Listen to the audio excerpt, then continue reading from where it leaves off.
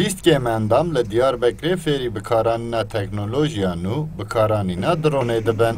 پرورده‌ای درونه به پشکریا جورا بازرگانیا دیاربکر تداین و ده 4 روز بردوام بکه. Yani arabalardaki gasp ederek.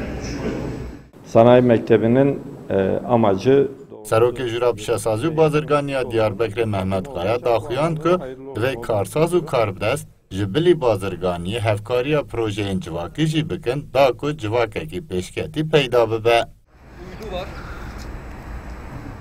ماموسته پرورده‌ای بکارانینا درون کرم چلیک آنی زمان که ده پروژه اینوها واتدار دا کار کرن جبوی جیه شانازیه. پروژه boyu haftaya Berastanga hatta avakirin drone teknolojik nüve yani gelek nüve u gelek alaka hayasari evju vek meslek ekici u vek hobiyeji morof kartini me seri ve bir perverdehi ya da me golam teşekkür usa bikine li Diyarbakır li Türkiye cari yekem usa teşekkür usa çedbi gelek seri lidan çebi mej tenej 20 tabaj boy pandemiyen karbon kurs vekin bedine هاترا گهاندو که کمندام جبو خوب پیش خستنه اول پیشی آخورا کرنا آستنگیان گلک حولانددن و تقریبا 400 کمندام جبو پروردهی سری لیدان کرنه. کارکی که براستی ده هیلا مشته.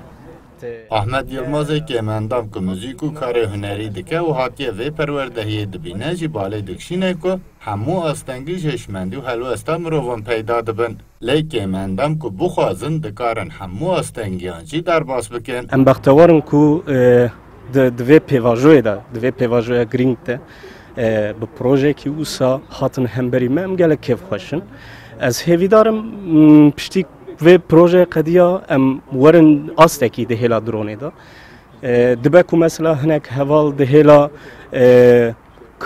کار کی واتنه به دوی پشتی و پرورده هر حواله کی د جیه کی د سازیه کی د حالیه کار ده و بجیه به و گلک باش به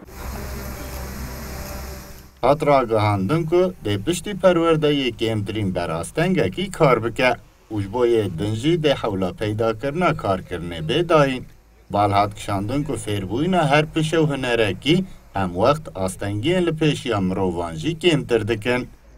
صدق ارن کردستان 24 دیاربکر